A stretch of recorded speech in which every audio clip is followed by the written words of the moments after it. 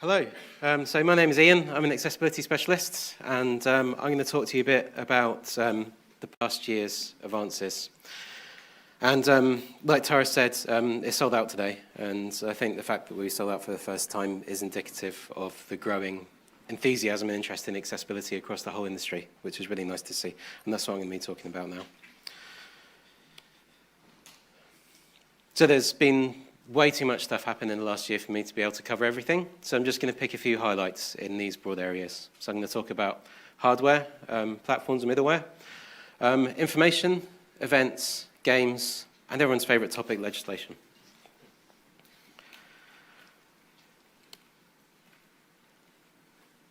So starting with hardware. This time last year, we had just had launch of the Xbox Adaptive Controller. So where to next from there? Well, not too long after the adaptive controller was the launch of this, which is the Game Control Mixer. So this is a device that basically allows games with really complicated controls to be controlled just by 1 or 2 buttons. If you want to learn more about this, there is some literature out on the table outside. Also find Barry Ellis, he's here today, he can give you a nice rundown. More recently we had this. This is the eSwap controller from Thrustmaster, so another mainstream gaming company getting into modular controller design. And actually, we're going to go back again to the adaptive controller. So I'm not going to talk about the hardware itself. Like I said, that's all old news now. What I am going to talk about is what happened next. So all the big tech companies have holiday adverts. So it gets to like Christmas kind of time, they bring out an advert to show on TV showcasing their products. So like this past year, Google's holiday advert, they got Macaulay Culkin doing a Home Alone thing demonstrating all this smart home technology. Microsoft, for their holiday advert, did one just on the adaptive controller. Then came the Super Bowl, and they did exactly the same thing. So Super Bowl advertising slots are horrendously expensive. You can look up how much they cost. Microsoft actually booked out a double slot and used it just to showcase the adaptive controller. And Super Bowl is seen by about 100 million people. And this was also shared on YouTube, seen by so many more people. And I don't know if anyone here is familiar with what YouTube comment sections are like. It was uniformly positive, just praise coming from everywhere, and all the mainstream press and stuff as well. Just an outpouring of support and recognition for the importance of game accessibility. Even the celebrities were getting involved. So the US Surgeon General was tweeting about game accessibility. T-Pain was tweeting about game accessibility. Cher was tweeting about gaming accessibility as a result of this. It's like we slipped into some kind of alternate dimension. But an ultimate dimension where everyone was excited about accessibility. And out of all these hundreds of millions of people, there's so many people who had just not thought about the concept before, whose first encounter with accessibility was, oh my God, this is awesome. And for people working in advocacy, that is like the dream. People who have, I think people certainly who've been in it for a long time, who spent all that time just like grinding away, trying to get individual people to care. And all of a sudden, someone like Microsoft to put that much effort and investment into that, but wide-scale awareness raising was really quite a thing. And they've been up to all this stuff as well. Kind of the updates on the platforms have slowed down a bit as it's approaching the new generation. But Microsoft's still been beavering away. Things like the inclusive representational avatars, Alexa skill to allow voice control on the console.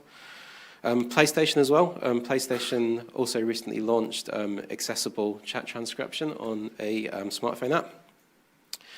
Nintendo as well on the Switch. So they actually launched their first accessibility features just over a year ago.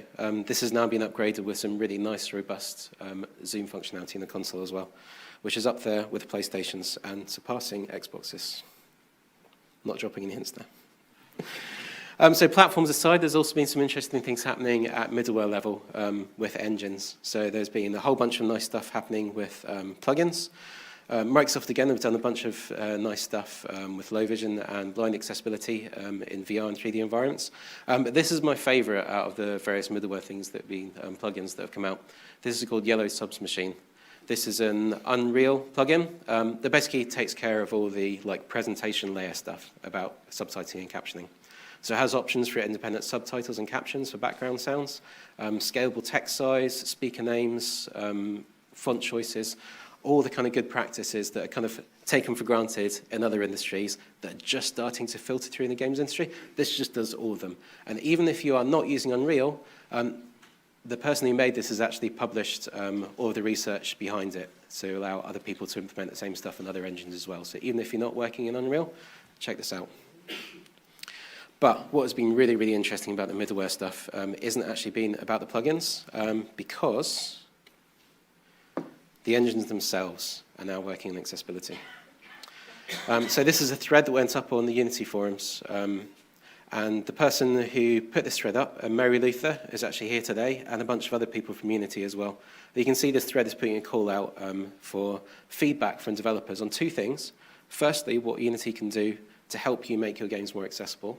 Secondly, what Unity can do to make the editor more accessible to disabled developers.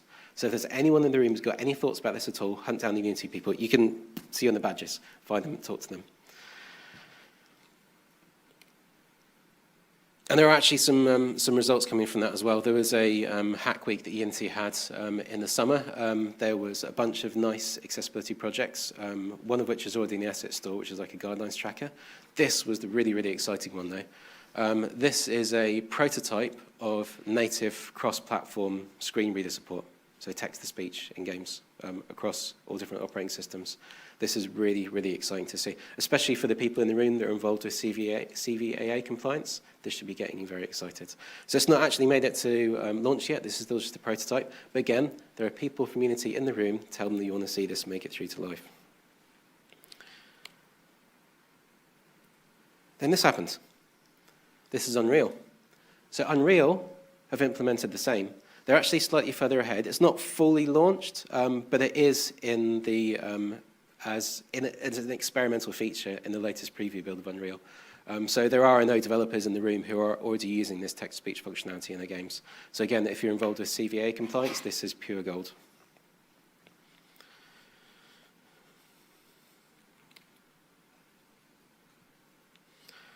So next up, information. So I'm talking about a few different types of information here. And first of all, information for developers.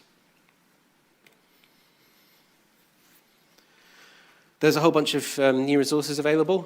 This in particular is really, really nice. This is a YouTube series called Designing for Disability. This is by Mark Brown of Game Maker's Toolkit. Just search for these words on YouTube and they come up. Really, really nice. There's also new guidelines. Able Gamers published accessible.games, which is a set of inclusivity design patterns. There's also accessiblegamedesign.com. That's another new one, a set of UX-focused guidelines. There has been some nice information shared on social media as well. I'm going to start with just one example. And for context, this is going back a little bit to when Assassin's Creed Origins came out. Assassin's Creed Origins did some nice work in their subtitle presentation, and they tracked usage data on how many people use their subtitles, and it was just over 60%. Off the back of that, because most of the players were using subtitles, when Assassin's Creed Odyssey came out, they decided to have the subtitles turned on by default. And then they tracked how many people left them turned on. And then they tracked the same in Far Cry. So that's 95 and 97% of the players of Assassin's Creed Odyssey and Far Cry New Dawn are playing with subtitles turned on. That is a staggering number. So if there was ever a reason to put decent effort into the presentation of your subtitles, this is it.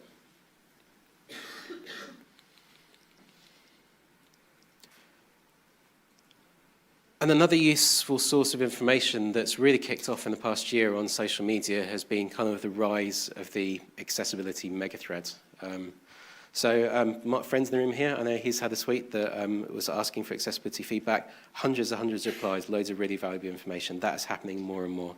Twitter is becoming an amazingly useful source for accessibility information. But the biggest of these megathreads have been on a single topic. This is just two of them. There's been another two as well recently as well, all with the same kind of tractions, like 7,000 likes, 11,000 likes over text size. And this is really important because traditionally, certainly over the last few years, there's been kind of like a core 4 issues that people complain about the most about accessibility, and that is remapping, color blindness, decent subtitling, and text size. Now, text size has outstripped them all by a mile. Because those other areas, those are improving. Games are getting better at that. Games are getting worse at text size. Text size is getting smaller and harder to read, lower contrast. So if there's only one thing you think about accessibility, this needs to be your priority. Think about text size. The industry in general needs to move wholesale to a new approach with UI. UI needs to be scalable, especially if we're talking about moving to streaming platforms, people playing console games on mobile. The current approach doesn't work. So you really need to have scalable UI in your games. If you don't, at least use a decent default. By decent default, I mean at least 28 pixels at 1080p. That's what constitutes a reasonable level of readability for somebody with 20/20 vision on a 40-inch screen at 10 feet. Like I said, 20/20 vision. That's not even taking account any degree of vision loss. You still need that size. But again, scalable text is what you need to move to. That's just an interim solution. So, kind of on this topic, this is starting to get into information from gamers about issues they're facing. And this has been happening in a more formal way as well. And this I found particularly interesting. So this is a Twitch stream. This is somebody playing a game called Hyperdot.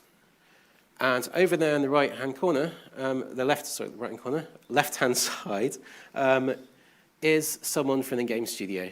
And they are facilitating a remote user research session. So this is user research being carried out over Twitch remotely with a whole range of disabled gamers all over the world. This is actually Cherry's brainchild. So if you want to know more about how this worked, hit up Cherry. Sorry, Cherry. And this is happening in studios as well. So this is a session that Ubisoft Montreal, I believe, ran. Getting a bunch of gamers in for a day, like collaborative design session, chatting with developers.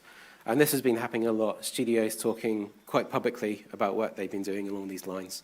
Design sprints, user research, all this kind of stuff. So companies like Xbox, Warner Brothers, Ubisoft, PlayStation, Splash Damage, all talking quite publicly about the kind of work they're doing here. And that's something that you're going to hear quite a bit more about later on today.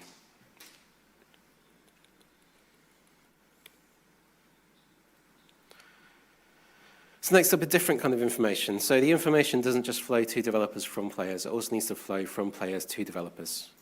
Information about accessibility functionality in games. And EA were the pioneers of this. So Karen Stevens at EA started publishing accessibility resources for gamers. This is now being built upon with other studios. A couple of examples, Gears of War 5, publishing a whole bunch of nice information about the accessibility functionality in that game. Ghost Recon Breakpoint, doing the same. There's lots of studios doing this now. The reason why I picked these two in particular is because they published this information before the game launched. That's really, really important. So people are able to actually build a bit of hype for the game, have the information they need to be able to make informed purchase decisions. And then there was this. So this came a bit out of left field, but it was lovely to see. So this is the Google Play Games app. They introduced a filter for blind-friendly games. So this is taking it to the next level. This is not only providing useful purchase information for people with disabilities, it's also providing discoverability to these games on the App Store. So this is a double win for gamers and developers, and this is something that I really, really hope we'll see more of in the future.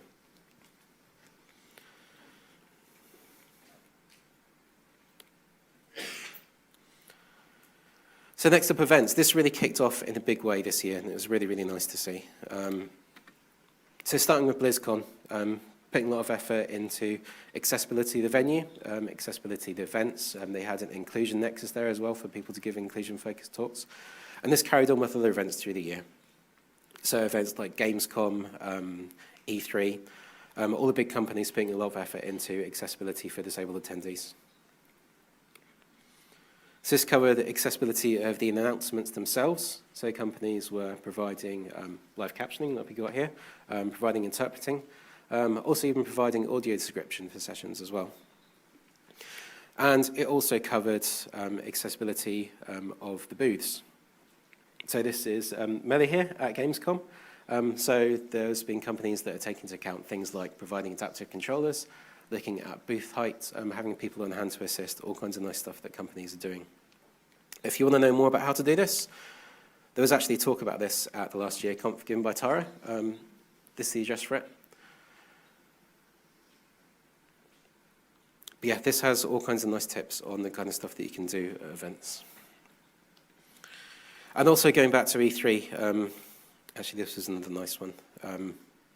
There was a big Fortnite event that took place directly after E3. This is a deaf gamer called Ewok. She is awesome. That is her talking about how excited she was to be there. They got her up in a tournament on a team with Ninja. That raised an enormous amount of awareness, not just about people with disabilities, but also about accessible gaming as well, because the reason that she's able to take part in that tournament is specifically because of the visualization accessibility that Fortnite has got, specifically for deaf gamers.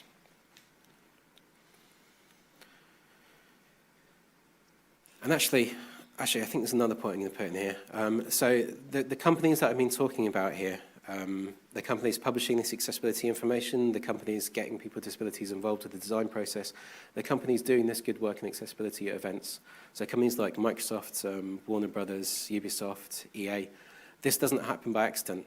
Those companies all have full-time, permanent accessibility people on staff. And this is a relatively new thing. So if you go back 6, 7 years ago, the amount of people in full-time accessibility roles in the games industry was 0. Go back 5 years ago, we had 2, Evan and Bryce at Microsoft. And then we had Karen join them. And then we had David join them. Now there are 20 people, give or take, across the industry who are in full-time permanent accessibility roles within game studios, gaming companies. So this is something that is rapidly increasing. So there's a lot of people across the industry who are kind of, including a lot of people in this room, who are just kind of doing accessibility either on a part-time basis or trying to squeeze it in around other duties. And I'm sure there's a lot of people feeling the pain of trying to do that alongside their day jobs.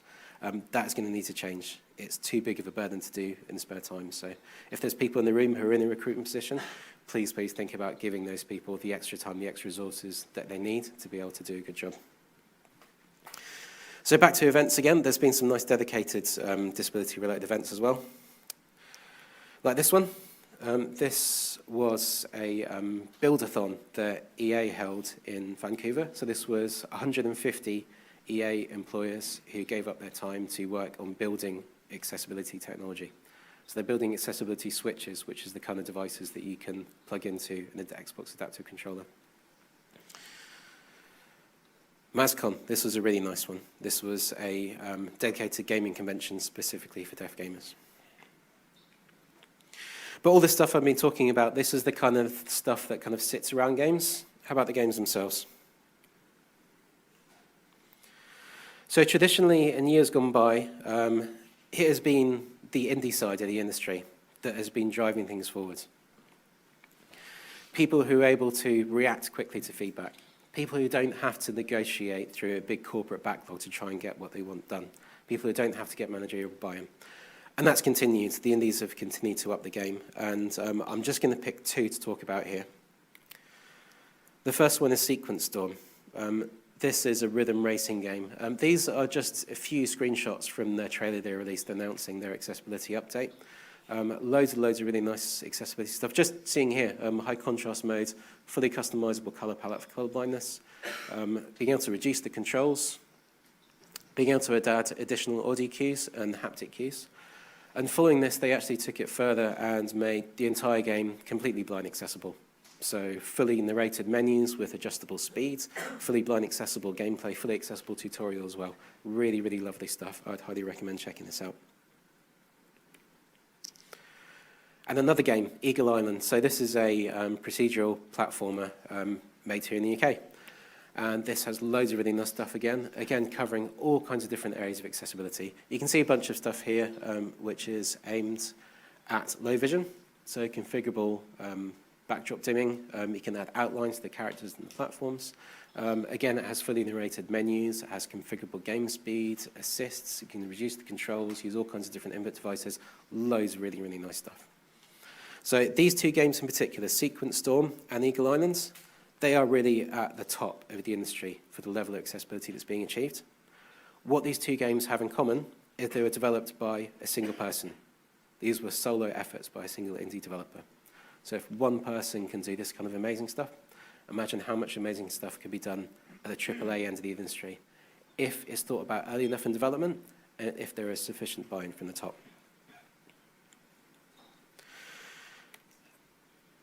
And this time last year, that's kind of starting to happen.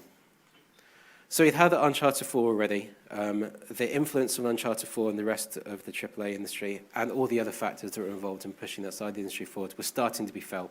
So we were just starting to see games like Spider-Man, like God of War, that were building on that and introducing a range of accessibility functionality. So where did things go from there? I'm going to cheat here and read out a little list. So rather than talking through specific examples, I'm just going to read out a few names of games. So Battlefield 5, Madden 20, FIFA 20, Metro Exodus, Red Dead Redemption 2, Division 2, Devil May Cry 5, Mortal Kombat 11, Apex Legends, Gears of War 5, Borderlands 3, Ghost Recon Breakpoint. I could just be reading out a list of the top-selling, most critically acclaimed games of the year. This is actually a list of games that have been taking this kind of approach to accessibility, thinking about accessibility to a broader perspective, taking it into account a wide range of needs. There is still a long way to go. I'm not going to lie and say this is where we need to be yet. It still is developers starting to feel the way around. But to go from, like, not very many years ago, when Destiny launched, Destiny patched in one accessibility feature. That was big news. So to go from that to now, it being actually unusual to see a big-name AAA game that doesn't have a wide range of accessibility features is an enormous turnaround in quite a small number of years. And that bodes really well for the future.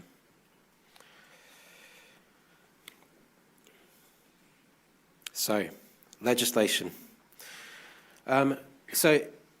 Actually, I'm going to ask for a show of hands. How many people in the room are aware of CVAA? Okay, so that's most people. I've asked that question at other events, and that hasn't been a response at all. There's still a lot of awareness that needs to be raised. So for people who aren't aware, and there are a few in the room, CVAA is legislation introduced in the USA in 2010. This was Obama signing in with Stevie Wonder behind him. So it is basically aimed at plugging a hole in legislation in the USA. So since the Americans with Disabilities Act back in, I think, 1990, there was a legal obligation for communications technology to be accessible to people with disabilities. Back in the 90s, that meant telephones.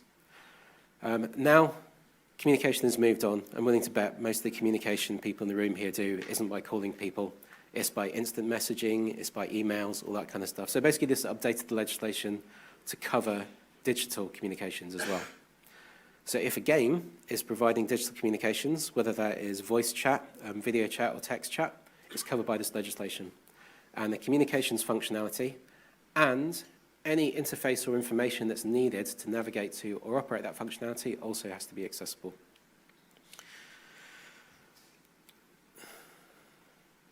So this is a resource. If anyone would like to read up more about this, it's tinyurl.com/ih-dmcvaa. So this has been coming for a long time. The compliance deadline was the 1st of January. So any games commencing development from the 1st of January are completely covered. Any games that have substantial update since the 1st of January are also covered. Any games that launch after the 1st of January that started development before still have to do as much as is reasonably possible. So this now covers the whole industry. There's more legislation coming as well. There's the European Accessibility Act, which has now been signed into force. That's not actually going to come into effect for like 6-7 years down the line to allow time for implementation and the various different EU countries to enact their own specific legislation. But it's basically the same stuff as CVAA. It goes a little bit further. It also covers e-commerce and mobile apps. So if you're making a mobile game that's got microtransactions, then you'll also be covered as well. So it's nice that there's actually this advance warning. So CVAA took a few people by surprise, but the European Accessibility Act, like I said, there's like 6-7 years notice on this one, so people can start getting their ships in order. And thanks to stuff like the work that Unity and Unreal have been doing on text-to-speech support, that's now going to be a lot easier for people to do as well.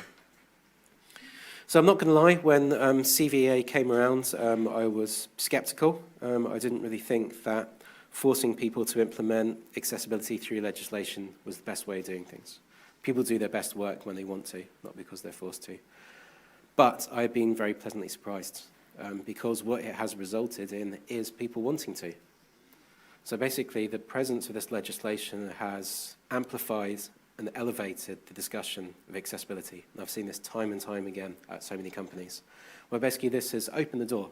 It's meant that accessibility is talked about throughout the organization. It also means that accessibility is talked about at the highest levels of the organization. So then when someone comes along thinking about this gameplay accessibility feature, accessibility is just something that the company talks about anyway, and it's made people's lives so much easier actually making progress on other accessibility as well. So I said this was the last topic, but it's actually not. There's something else that I want to finish on. So I thought after this heavy legal stuff, I would finish on like a nice, happy, friendly topic. Difficulty in Sekiro. So I imagine you'd have to be living under a rock to not have seen the various nukes that were going off about this. There was a lot of very angry people, a lot of very misguided people as well. And it's been a lot of hard work from a lot of people to try and dispel those misconceptions. But there was one thing in particular that really stood out through all of that. There was a chap who was tweeting about how accessibility ruins game developers' vision. And this person, his Twitter profile picture was Kratos out of God of War. Now, somebody saw this tweet. That person was Cory Barlog, who was the creative director of God of War. And this was his response. Accessibility has never and will never be a compromise to my vision. So Cory tweeted this. Rami Ishmael of Lambia saw this tweet. He copy and pasted it, tweeted it. Other developers saw. What's that? I liked it. Yes. Good. Yeah, so Rami saw it, copy and pasted it, tweeted it. Other developers saw, copy and pasted it, modified it, added their own thinking about how accessibility is important to them. And there were hundreds of developers all the way across the whole industry coming out in this display of support for accessibility. And this, yes. Yeah, so this was a really emotional thing. So again, from people who have spent so long trying so hard to advocate with individual people, seeing this huge outpouring across all sides of the industry of support for accessibility was quite a thing. And I think that probably more than anything else that I've talked about is the clearest indication of how far we've come, that accessibility is now the new normal. Accessibility is part of the game development landscape. It's not really feasible in 2019 to be launching a game without thinking about accessibility. So where to from here? I think there's really two prongs. Like I said, people are, at the moment, all these games that I've been talking about, a lot of these are companies who are just starting to think about accessibility, who are doing really cool stuff, but still kind of feeling their way around, doing this kind of late in development as well. So I think there's two prongs of where things need to progress. The first one is consolidation. So moving beyond those initial kind of explorations and experimenting and starting to get more into process and workflow and making accessibility part of the day-to-day fabric of how we make games. Then the other side is expansion. So there are accessibility features which are starting to become standard now. So things like QTE toggles, things like configurable subtitle presentation, that yellow subs machine stuff I was talking about. Those are starting to become standard. I still am yet to see a AAA game that managed to get those four basics of text size, decent subtitling, color line support, and remapping. I'd love to see that. I'm hoping the next year will be the time that we finally see that. But beyond those basics, it's time really that we need to be looking a bit broader and recognizing the huge spectrum that humanity exists across, and start to think about needs and groups that perhaps we haven't thought about before. And those two topics, that consolidation and that expansion, are going to be things that you'll be hearing a lot about across the course of today. So hopefully by the end of the day, you should have some nice new tools and knowledge to be able to help you with your efforts to take the industry to a better place. Thank you.